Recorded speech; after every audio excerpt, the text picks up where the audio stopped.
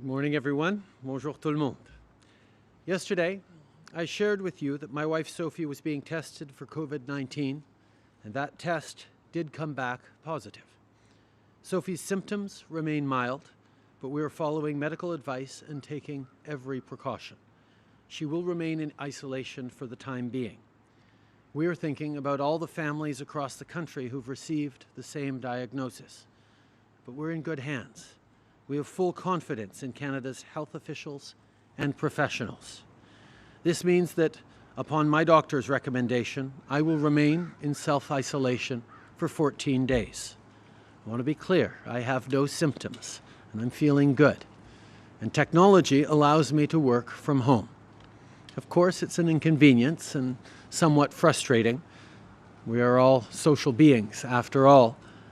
But we have to do this, because we have to protect our neighbors and our friends, especially our more vulnerable seniors and people with pre-existing conditions.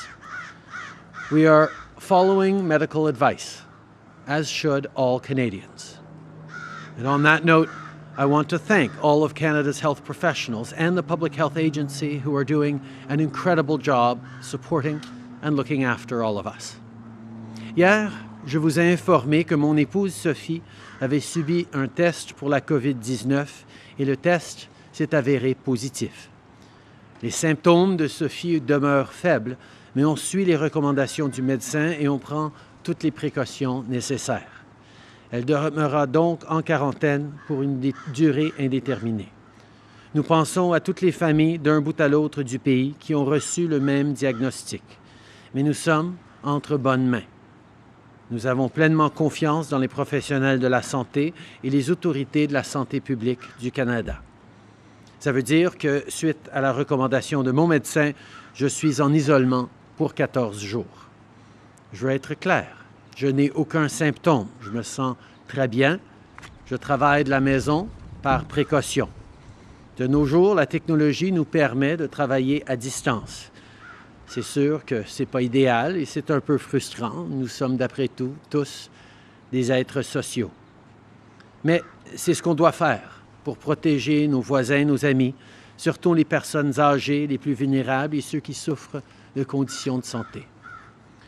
Nous suivons l'avis des médecins comme tous les Canadiens devraient faire en ce moment.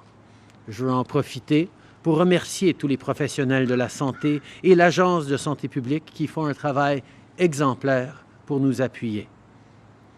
Je veux maintenant vous faire part des démarches que le Canada entreprend pour assurer votre sécurité et protéger votre santé. Hier, je me suis entretenu avec plusieurs dirigeants internationaux, dont le président Trump des États-Unis, le premier ministre Johnson du Royaume-Uni et le premier ministre Conte de l'Italie. J'ai également participé à la rencontre du comité spécial du cabinet sur la COVID-19 et j'ai tenu une rencontre téléphonique avec le ministre des Finances sur la situation économique actuelle. J'ai aussi eu la chance de faire le point avec le président et chef de la direction de la Chambre de commerce du Canada et le président du Conseil du travail du Canada. Ce matin, j'ai participé à une rencontre du cabinet et j'ai parlé au président Macron de la France. Mes conversations se poursuivront dans les prochains jours. Plus tôt aujourd'hui, les ministres Blair, Rideau et Garneau ont annoncé que le Canada recommande aux Canadiens d'éviter les voyages non essentiels à l'extérieur du pays. Nous avons également annoncé que la saison des croisières était suspendue jusqu'en juillet et que nous allons rehausser encore davantage les mesures de sécurité dans les aéroports. Nous rationalisons également les arrivées d'outre-mer afin d'être mieux en mesure de les contrôler. Earlier today, Ministers Blair, Rideau and Garneau announced that Canada has advised Canadians to curtail non-essential international travel and that the cruise season is suspended until July and that we are bringing in additional screening measures at airports. We are also streamlining overseas arrivals to be better positioned for screening. Yesterday, we saw many provinces take strong steps to keep people safe. They are doing what needs to be done to protect the public, and I want to thank them for their exemplary work. Later today, I will have a call with the premiers and Indigenous leaders to discuss the latest developments and coordinate our efforts, including the over $1 billion COVID-19 response fund, which provides money to the provinces and territories to support preparation and mitigation. These are significant steps, and we will do more. The provinces and territories are facing various levels of risk, but we will make sure that we align our response across the country. Addressing COVID-19 must be a Team Canada effort. To keep Canadians safe, to mitigate the economic impacts of the virus, all levels of government are working together. We are talking regularly. We are coordinating our efforts. We're following the situation very closely, and we're pulling out all the stops. I know that you're worried. You're worried about your health, about your family's health, about your job, your savings, about paying rent, about the kids not being in school. I know that you're concerned about uncertainty in the global economy. The steps being taken to keep you safe have an economic impact. But what is also true is that we are in the enviable position of having significant fiscal firepower available to support you. This is in addition to the measures we've already taken.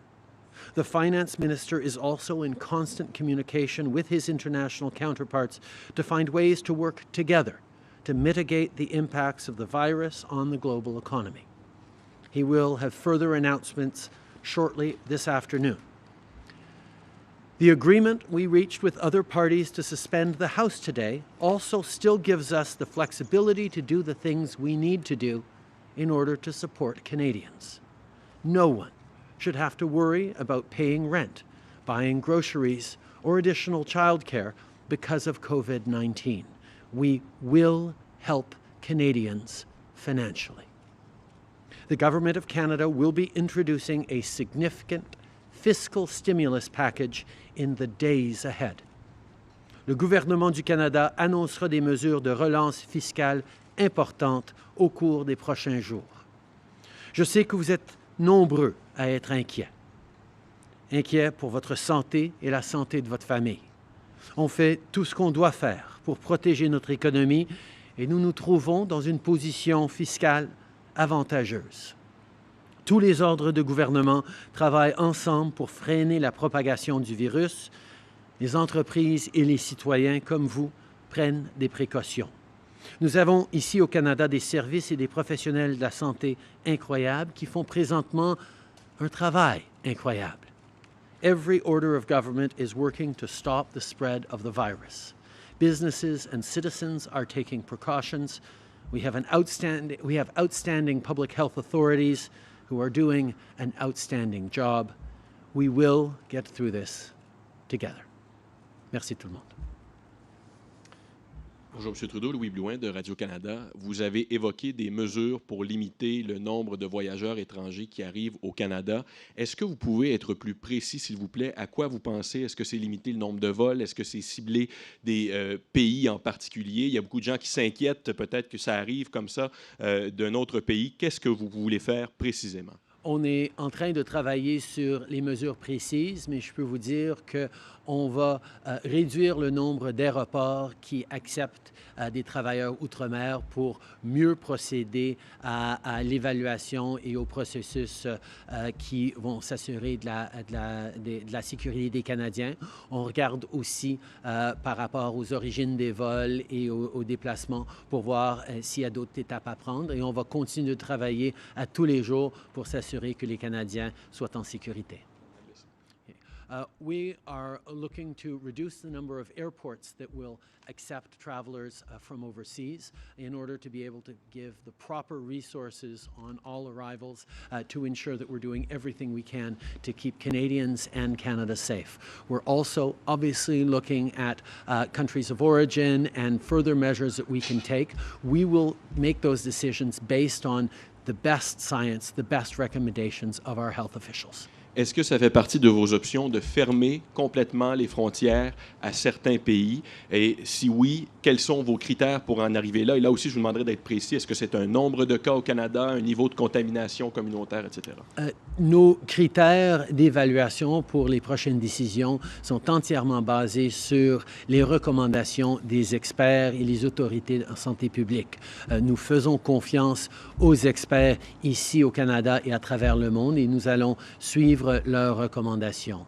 Nous ne fermons pas la porte à toute prochaine étape. Nous regardons qu'est-ce qu'on peut faire pour continuer à faire le travail que nous faisons depuis des semaines pour garder les Canadiens en sécurité, et ça va continuer.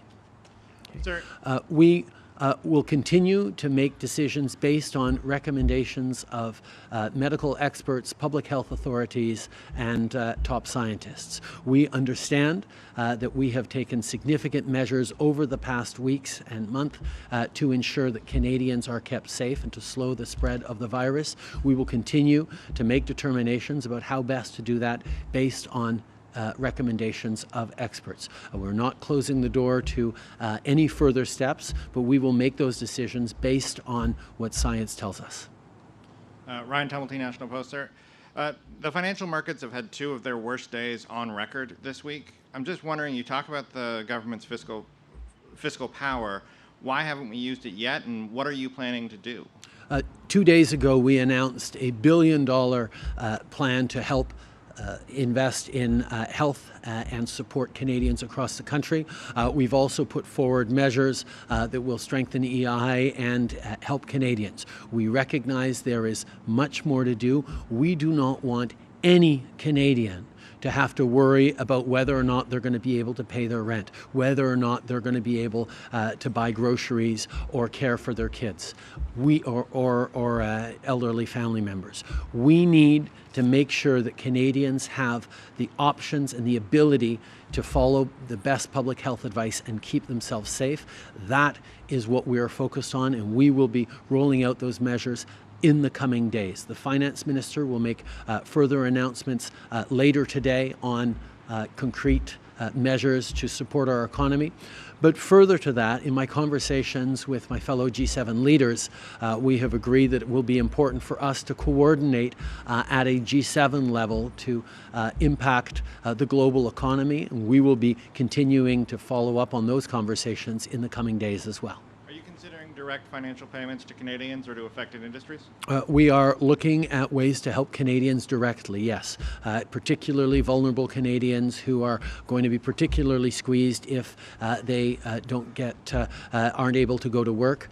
These are the kinds of things we're focused on. We also know that small businesses may struggle through or will struggle through this period of economic slowdown, of people choosing to stay at home and protect their families. We will look at how to support them so that once we get through this difficult time, our economy and Canadians will continue to prosper. Nous regardons comment on va aider directement les Canadiens qui seraient dans des situations plus difficiles où l'absence d'un chèque de paye pourrait avoir des conséquences extrêmes sur leur capacité de payer leur loyer, de s'occuper de leurs enfants ou des aînés ou de mettre de la nourriture sur la table. Donc, nous allons prendre des mesures directes pour appuyer les Canadiens qui font face à des difficultés à ce point-là. Nous allons aussi chercher à aider nos petites et moyennes entreprises qui vont faire face à des semaines difficiles pendant qu'on répond à cette menace à la santé publique. Nous allons annoncer des mesures cet après-midi par le ministre des Finances, mais aussi en début de semaine prochaine avec d'autres mesures pour directement aider les Canadiens. Hello, Prime Minister. Catherine Cullen, CBC News. Obviously, we wish good health to all Canadians. But if you are to fall ill, members of your cabinet, for instance, what is the plan for governing? We have continued to engage. I've been very busy both yesterday and today. We'll continue to work from home remotely to do the important things that need to be done to keep Canadians safe. We have an exceptional cabinet that is working hard on all these issues as well. We have extraordinary public servants who are working as well. We will continue to do the work that needs to be done to keep Canadians safe while following all directions by our public health officials. I don't think that indicates whether there's a contingency plan in place if you were to fall sick. I'm also curious why public health officials have told you you don't need to be tested. First of all, there have always been contingency plans for ministers who are sick or have, or even a prime minister who is fallen ill. We will continue to follow all those correct contingency plans. But as I said, for now, I am continuing to work extremely hard from home. In terms of advice I've gotten from medical professionals, it was explained to me that as long as I do not show any symptoms at all, there is no value in having me tested. Okay. Je suis les indications des experts en santé publique qui expliquent que tant et aussi longtemps que je n'aurai pas du tout de symptômes du coronavirus, ça ne sert à rien de me tester pour le coronavirus. Mais justement, là-dessus, il y a des Canadiens qui se posent peut-être la question. Vous êtes un homme en forme, on le sait, vous pourriez avoir la COVID-19, mais pas avoir de symptômes du tout. Vous êtes le premier ministre, vous partagez toujours la même maison que Mme Grégoire Trudeau. Pourquoi ne vous faites pas tester systématiquement à tous les jours en tant que premier ministre? Les conseils des experts et des médecins, c'est que si je ne démontre pas ou je ne ressens aucun symptôme, ça ne sert à rien de me tester. Madame Grégoire Trudeau, de ce qu'on a compris, est revenue de Londres samedi dernier ou le week-end dernier. Vous avez rencontré plein de gens au cours de la semaine, notamment à Toronto lundi, également à Ottawa toute la semaine. Vous ne craignez pas avoir été un vecteur de transmission cette semaine? On a parlé de ça justement avec les experts en santé publique et le fait que je n'ai pas de symptômes, je ne démontre aucun symptôme de la COVID, veut dire que selon eux et selon ce qu'on comprend, il n'y a pas de risque pour les gens avec qui j'aurais travaillé pendant cette semaine. In English, please. Okay. According to health officials, the fact that I have expressed absolutely no symptoms means that anyone I engaged with throughout this week has not been put at risk. Marika Walsh with the Globe and Mail. I'm wondering, given the warnings that Canada is now giving about traveling abroad, should Canadians still be traveling between provinces, between cities, given how different the virus is spreading within Canada? I think people need to make responsible decisions and check with their medical professionals and check their own travel plans in terms of what makes sense for them. I know that Canadians will listen to the advice of experts and make decisions that are appropriate for them and for their family. And can you describe specifically what your self-isolation means, both for you and your family and your wife? You're outside right now. Is your wife still going outside? Is your family still going outside? What does self-isolation actually mean for your family? We, as are many Canadians right now, following very carefully the advice that public health professionals are telling us in terms of what we can do and what we shouldn't do. So what does that mean? That means I am in isolation, as are my children, and my wife is in quarantine. Glenn McGregor, CTV News. Prime Minister, in your conversation with President Trump yesterday, was there any discussion about future access of Canadians to cross the U.S. border and should the situation worsen? And also, do you have any concerns, given the U.S. slow response to this, about Americans coming here? We have been working very closely with our counterparts in the United States to coordinate our efforts at the border and to align our efforts. There is certainly ongoing conversations that will continue to be had as the situation evolves, but I am confident we will continue to be able to work very closely with the Americans to keep people in North America safe, particularly to keep Canadians safe. On that, it is worth noting that it was one piece of good news that comes out of this situation is that the new NAFTA has now been fully passed and ratified and is now awaiting royal assent, which should happen very quickly. Just following on my colleague's question, could you describe your situation domestically here in a little more detail? Is your wife here in this house? Are all 3 kids here? And if so, question a lot of Canadians are dealing with is how are you going to keep them occupied for the next 2 weeks? Most of the morning, the kids have been doing Lego, and my wife has been on the phone to friends and family. I have been on the phone with President Macron, with Cabinet, with officials and members of my team as we work to keep Canadians safe. Good afternoon, Prime Minister. Teresa Wright from the Canadian Press. What is your single biggest concern about Canada's preparedness at this point? My concern is that Canadians continue to follow the directions of public health authorities. We have to be alert and responsible. We don't want to panic, but we don't want to take this too lightly either. Finding that middle ground is always going to be challenging, but I have tremendous confidence that Canadians are going to be able to. And what are you telling your children about the heightened sense of concern in the country? And also, how are you explaining some of the political decisions that you're making? We're obviously having some very good conversations with our kids about what's going on, about how not to be overly concerned, but to be a little bit concerned, which is obviously why they are home today with us. We're going to continue to have thoughtful conversations as parents across the country will be having with their kids. Prime Minister, good afternoon. Bruce Campion-Smith, The Star. Just wondering if you'd walk us through the logic that Canada has not taken the step of restricting international travels. Is that we don't agree with perhaps the science in those countries or the experts in those countries that advocate for such a move? Different countries will have experts that give them advice that is suitable for their own situation. We have followed the instructions and the advice and the recommendations of our top public health officials. We will recall that in the a number of weeks ago, in the beginnings, there was discussion of whether or not we should entirely close our borders to China the way the United States did.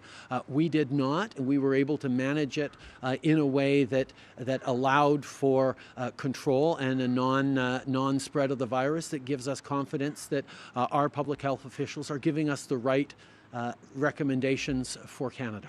And on the fiscal stimulus package that's coming out, can you just describe how will that, is that in place of the budget? Is this kind of a series what we could expect now through the end of this crisis? We are obviously focused primarily on how we are going to get money into the pockets of Canadians who will need it because of this situation. We've had many discussions over the past months about the budget. That work will continue, but our focus right now is on ensuring that Canadians have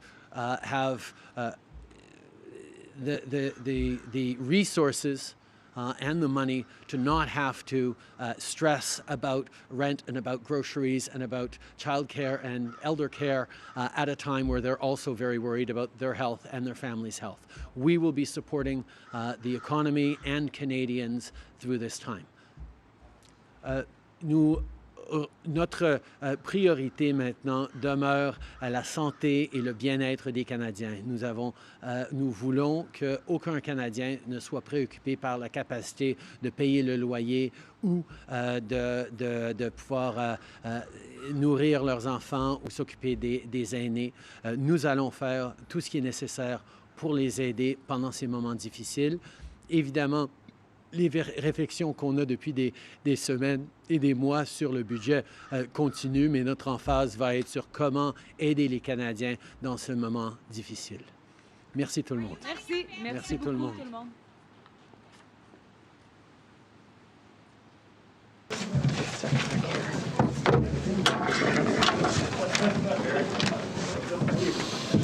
Is Mark here?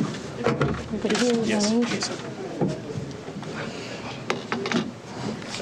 Hello, welcome back to the National Press Theatre. I'm Christy Kirkup, and again, I will be moderating now the questions with the ministers. Thank you for coming back to take questions.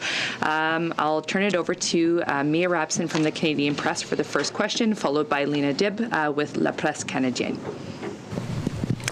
Hi, I'm just wondering if you can explain why it wasn't until today that you told Canadians not to travel outside of Canada. It was a recommendation made by other provinces earlier this week. It's been a concern that's been raised constantly that this disease is coming into this country from outside. Why did we not tell Canadians until today, don't travel? Okay, so I'm going to also ask people, please, journalists, if you have a particular person you want to answer the question, please direct it that way. You have a lot of options. And that was public health advice that we heard from Dr. Tam. So I'm now going to turn to our public health advisors. I think I'll start, and I'll just turn it to Dr. New. This is, for us, a critical time of containment. Right now, as you know, we have had a very good, solid effort at containing the spread of the disease in Canada. But given that there is increased travel happening over the next several weeks, and given that we are at a critical time in terms of keeping our cases down, this is the determination that public health has provided us in terms of advice that is essential in terms of our next steps. So I'll turn it to Dr. New to speak a little bit about the science behind it. Sorry. Maybe There you go. Okay. As we've been saying several times, at an FPT level, in terms of technical advice, we've been meeting regularly. And so the Special Advisory Committee did meet yesterday. So the Chief Medical Officers of Health of British Columbia and other provinces, we all had a good discussion, and that's why they've come forward with their advice. Ourselves, all of us together, we've been looking at what's been happening around the world. Initially, the outbreak started, as we all know, in China, and therefore our advice was based on the evidence and the data coming out of China. What's happened recently is that more and more countries have been involved, and just recently, obviously, the WHO has declared a global pandemic. And because of that new information, plus also what's happening with cases in Canada, initially all of the cases were linked to travel from China and then more recently from Iran and Egypt. But now cases are also being reported in Canada, having had travel to the United States and other countries in Europe. And that's why now we're at the point of changing our advice. Okay, maybe you can stay at the mic because you might want to take this question as well. I've also heard concerns that we're taking all these precautions now. Schools are closed, people are staying home, all of these events are canceled for now, but that in 3 weeks or 4 weeks or whenever it is that we all emerge, that then we're just going to be back in the same problem that we've had now. Can you address why taking these precautions now isn't just going to delay it for a month? You've actually just answered the question for us, because we all are trying to delay what we call the further sort of transmission and what we call the epidemic curve. You've heard this term a number of times, flattening the curve. And so what we're trying to do in Canada is by slowing the progression of the disease, you avoid having a sudden uptick or a spike of cases that would overload our hospital and healthcare system. By sort of distributing it out over a sort of a longer period of time, as we mentioned earlier, hopefully that also, because of flu season ending, that will also give us increased hospital capacity. And then should we have COVID cases that are serious and need hospitalization, we'll have the capacity in the country to be able to deal with that. But won't that uptick just happen in 4 weeks or 3 weeks? No, because right now the big thing that everyone is talking about is social distancing. That is the key measure, and that's something that everyone has a role to play in. To think that it's not just governments, not just the doctors, not just the healthcare system, public health. Every single Canadian has a role to play. If I could just add about flattening the curve, if you can flatten the curve, what that means is that people get sick at a slower rate. It obviously helps with the crunch in the emergency rooms of people who are severely ill. But what we also know about this illness, and I think it's important to remember, is that most Canadians will experience a mild to moderate version of this illness. So what we're trying to do by flattening the curve is actually protect the most vulnerable, so that the people that do end up the most ill can actually receive the services that they will need to continue breathing and to continue living in the hospital with the support of hospital services. So when we talk about flattening the curve, it's not because we're so worried that everybody will get so sick that they will not be able to function. What we're doing is we're saying, let us do this so that we can actually make that room in the hospital system so that we can protect those most vulnerable people who will need that care. Ma question est pour le ministre Garneau. My question is for Minister Garneau, and it has to do with a possible restriction of foreign flights into Canada. When will you decide which airports overseas flights will have to land in? And if we look at what's happening in the U.S., where they closed their borders, will we be following suit? We are currently in discussion with our airports and airlines. There are a number of mechanisms that need to be set up, but we want to do this in a way that it can be set up as quickly as possible. I can't give you a specific time, but we are working to get this done as quickly as possible. So soon we should be able to announce which airports and when. And a question for you, or perhaps Ms. Freeland. Will that be enough for the Americans? We haven't heard any answer from you since last night. You know, the Americans said that they were closing their doors to European flights. Well, here in Canada, we make decisions based on evidence and science and based on what is the best for the safety of Canadians.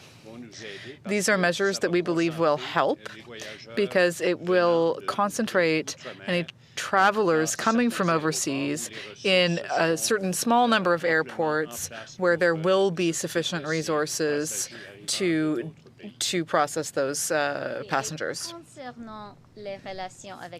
Yes, and when it comes to our relationship with the U.S., I want to be very, very clear. The leader of the U.S. makes decisions on behalf of Americans. Leaders in Canada make decisions for Canadians.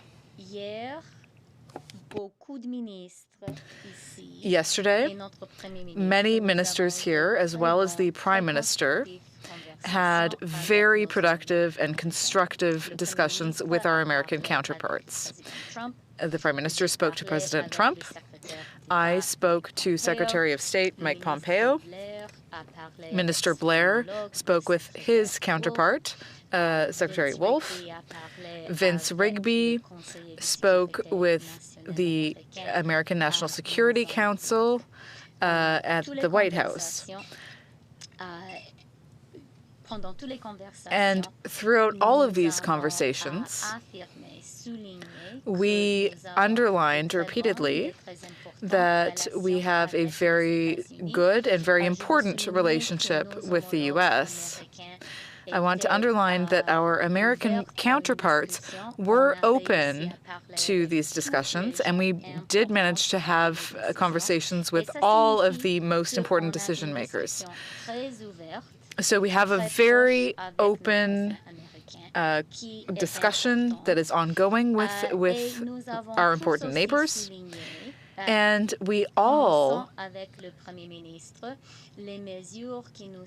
including the Prime Minister, had a good conversation about the measures that we are taking in Canada to control the coronavirus. And we're doing good work here in Canada. I know that our American counterparts understand that.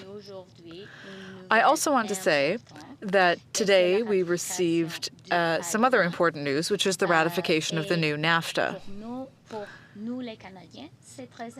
For us, for Canadians, it's very important, and it's also an important step for the Americans, who are very pleased with this good international trade agreement that we have. That's something that members of all Canadian political parties got done today to help our economy, which is, of course, very important in these difficult times, but also to help Canada's relationship, very important relationship with the U.S. So I want to thank our colleagues from other political parties, as well as our American counterparts who mentioned how important that agreement was for them. And then we're going to come back to me at the desk.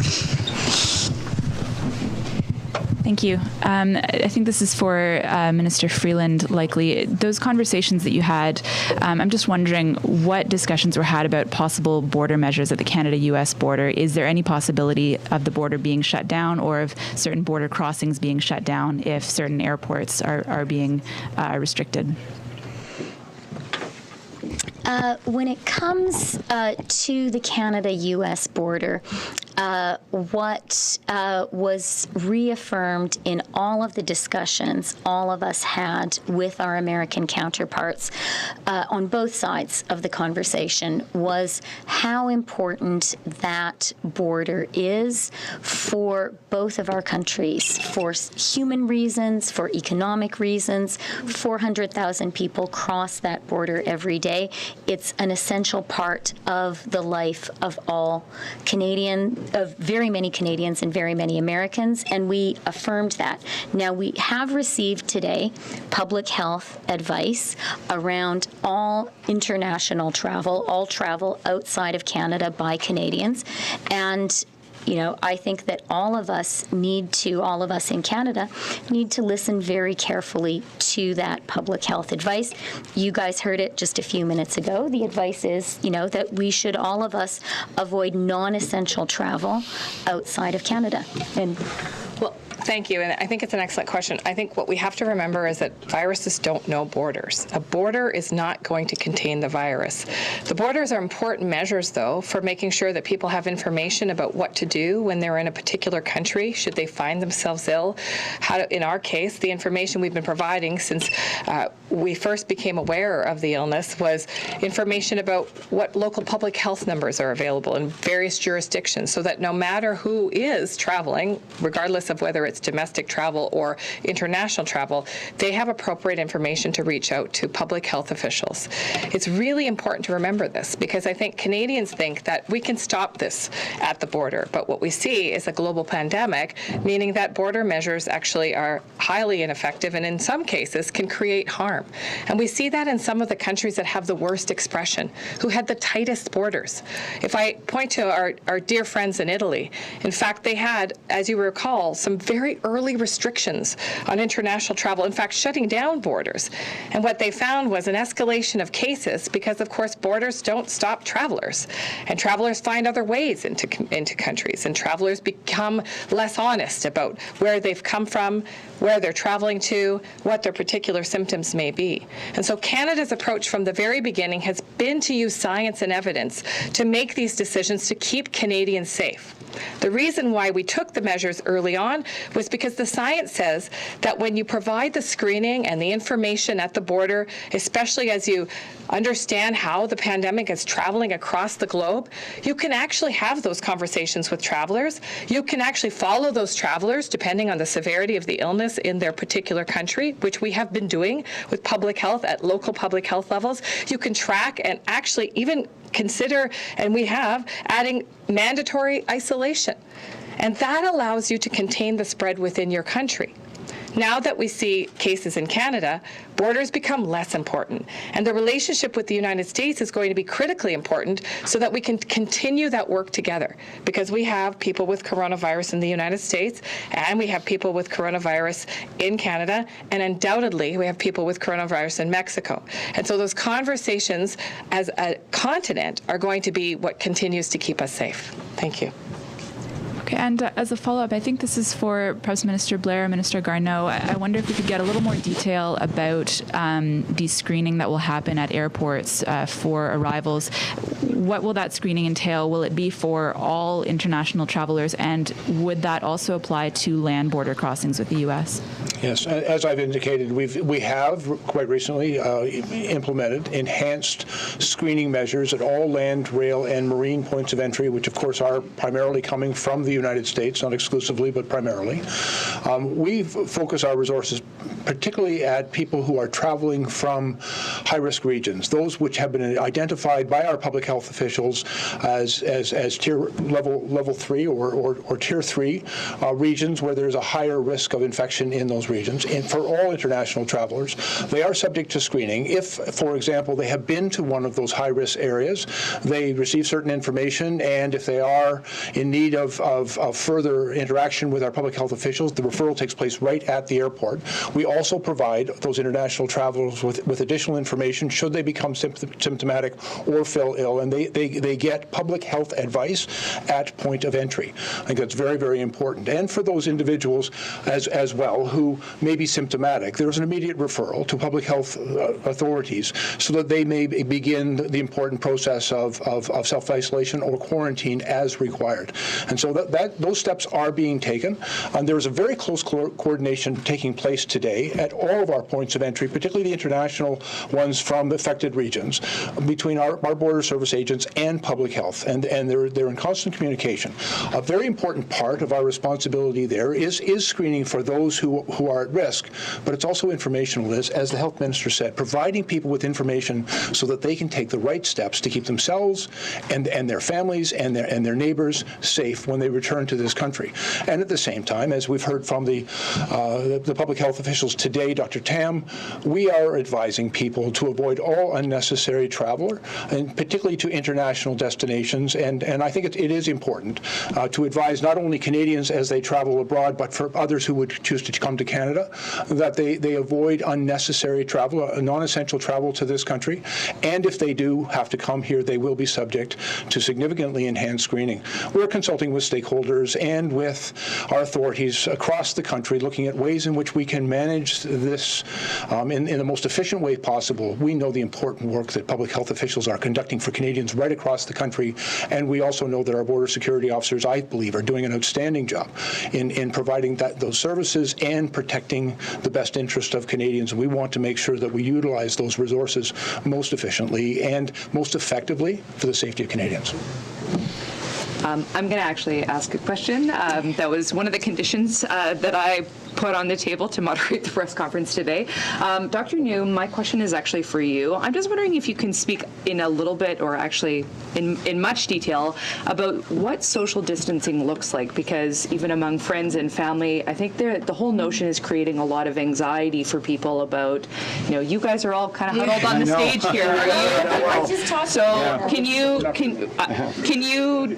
describe two arm lengths? Yeah. So should people be going to social gatherings? Can you just offer us some concrete, and Canadians some concrete guidance on what social distancing should look like? I know no big parties, but what about smaller gatherings of family? People are really wondering about this. Okay, so going back to the science, the idea behind social distancing and sort of this 2-meter rule is because we know that the main mode of transmission of the virus is through droplets. And if someone is sick and coughing, about the farthest they can cough and have a droplet sort of land on the ground or hopefully not hit someone is about up to 2 meters. And so I think the easy way we've explained it, and other authorities across the country, is sort of 2 arm lengths. So that's about 2 meters.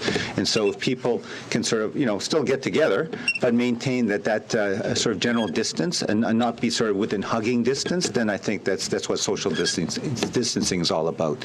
And I think that's why also many public health authorities are also recommending no mass gathering events. And, the number itself, I think, is not that critical. 250 has been put forward, and I think that's reasonable. I think it's just the principle of reinforcing with people that, obviously the government can do what it can in terms of being prescriptive in certain ways, mass gathering events, saying that you cannot hold them. But I think, as they say, common sense for many people, the types of small parties people will have. If you just maintain that as sort of a general rule, and as we said before, maybe no handshakes or hugging or kissing, but maybe just the elbow bump, that I think would be a good way to go forward. And of course, as we said many times before, we can't repeat enough times, wash your hands frequently. If you do become ill, don't go to the party, stay at home, don't go to work, and good cough etiquette. So those things still stand. And I do have a kind of technical question, and I apologize. I know in public health you normally don't talk about individuals and have their names. Of course, in this case, we are talking about Sophie Grégoire Trudeau, because that's been made public that she's tested positive. Mm-hmm. She recently was traveling internationally. She had flown to London. She was with the Prime Minister's mother, Margaret Trudeau. Typically, Health Minister Rideau, in the past you've talked about public health working with the airlines and providing the manifest and contacting people who may have been around a passenger who was later identified to have COVID-19. Again, sorry for the personal nature of this question, because we know who it is, but is that work underway to try and let other passengers on the flight that she was on know that she indeed tested positive? And also if Margaret Trudeau is in self-isolation as well, if we know about that. So I think I'll say a few words and then I'll turn it over to Dr. New. But first of all, there is no evidence that someone needs to self-isolate if in fact they have been in contact with someone who is asymptomatic. And so it's important to remember that. That is why the Prime Minister has received that public health advice that he doesn't have to have a test. He is, of course, self-isolating out of a degree of precaution because he has had a close contact with someone who's positive. But should he remain asymptomatic for 14 days, then he will be considered to not have the COVID-19 disease. As well, yes, the description that you're providing is actually what contact tracing looks like. So now what will happen with a positive case, given that our cases are still so low in this country, we still have the public health capacity to do this work. This is also important to remember. Now public health will do the contact tracing for Madame Grégoire Trudeau. They will extensively interview her about who she's been in contact with and who she's spoken with, as well as secure the manifest of the plane to talk to people that were within that 2-meter radius of her, to determine if they are feeling symptomatic and to ask them to take appropriate precautions around self-isolation. And I will turn it to Dr. New if you want to add anything. I think you said it very well, Minister. Obviously, I don't know the details. We're leaving that to local public health authorities to do that very detailed contact tracing, obviously starting with their interview with the Prime Minister's wife. And so the key point will be to determine who she's been in contact with after she began symptoms. So to me, it's not clear. I don't know personally as to when she began to feel ill. Was it on the flight or was it afterwards? If it was really after the flight, then really the people who are around her on that flight would not be considered at risk. If it was becoming ill on the flight, then obviously the steps would be taken as we've done for other cases. It has been, I think, a point of discussion with the Special Advisory Committee, the usefulness, because to date, no cases have been sort of further detected through what we call airplane contact tracing. And so in terms of public health resources, in terms of what is the best use of public health resources, a very focused sort of contact tracing on airplanes versus lots of other things they could or should be doing. That's still something where we're looking at. Obviously, we're looking at the evidence based on the cases we've had so far, and then we'll obviously put our best foot forward and advice in terms of what we should be doing for future cases that might have that sort of air flight component. Thank you. I'll go to Raymond Filion with TVA, and then Kelsey Johnson with Reuters.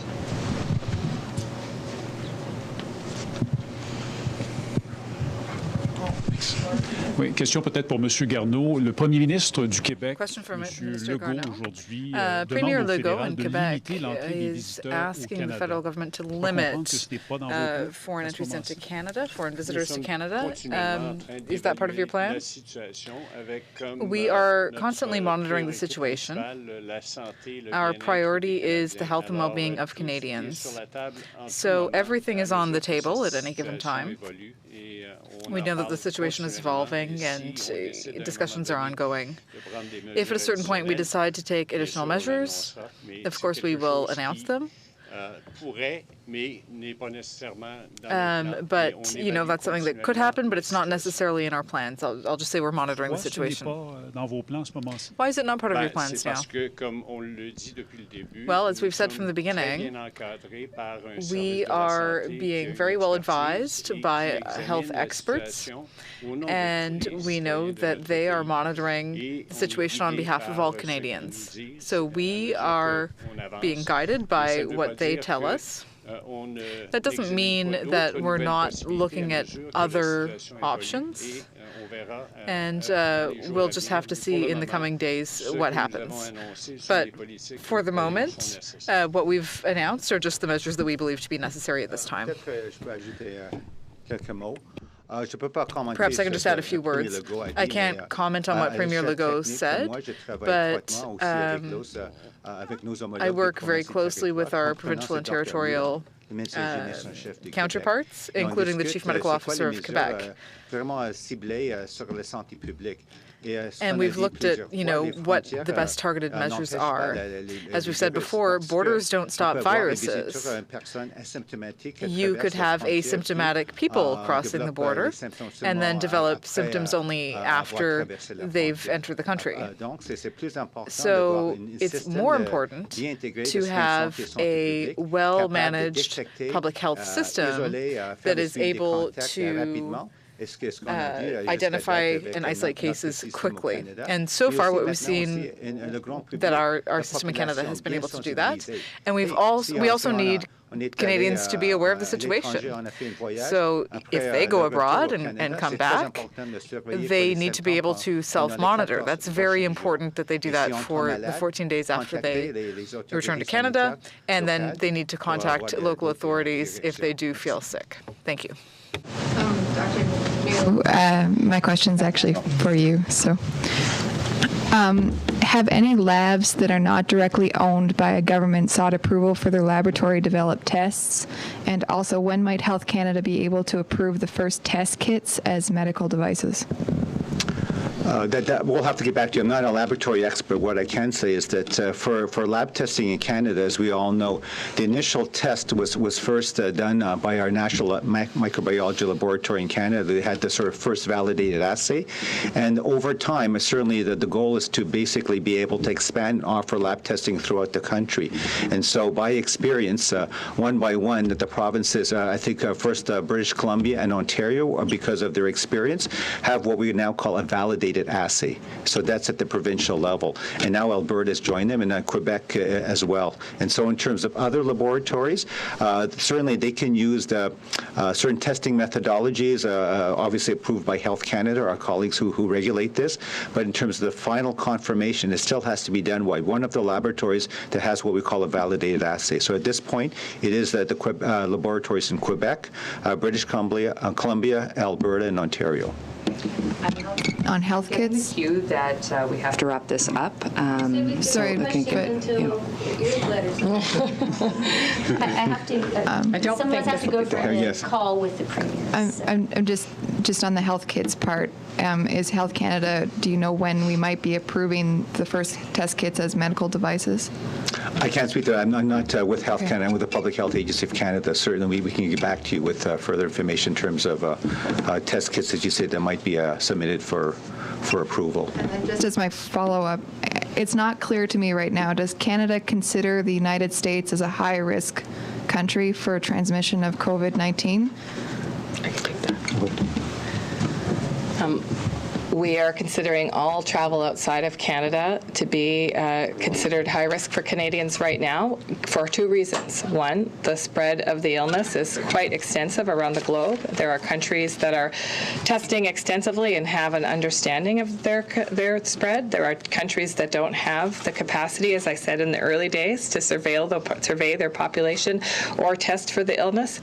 The second reason that it's high risk to travel outside of Canada right now is because we don't know what is happening in terms of other people's measures.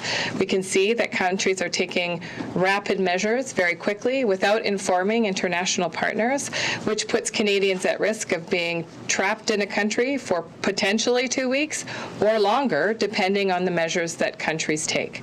And so, out of an abundance of caution, as we've said before, it is best if Canadians stay home. And it is best if they travel domestically, where we are going to be keeping them up to date in terms of our own health status as a country, and in terms of the transparency they've come to expect from us around cases and the growth of cases, and certainly around any kind of regulations that may affect their particular situation. So I'd like to thank all Canadians for the efforts they're making to keep themselves well and to keep their loved ones well. Thank you. Okay, merci beaucoup. Thank you. Don't forget your phone. Oh, thanks. I know, I'm sorry. I came in here so quick.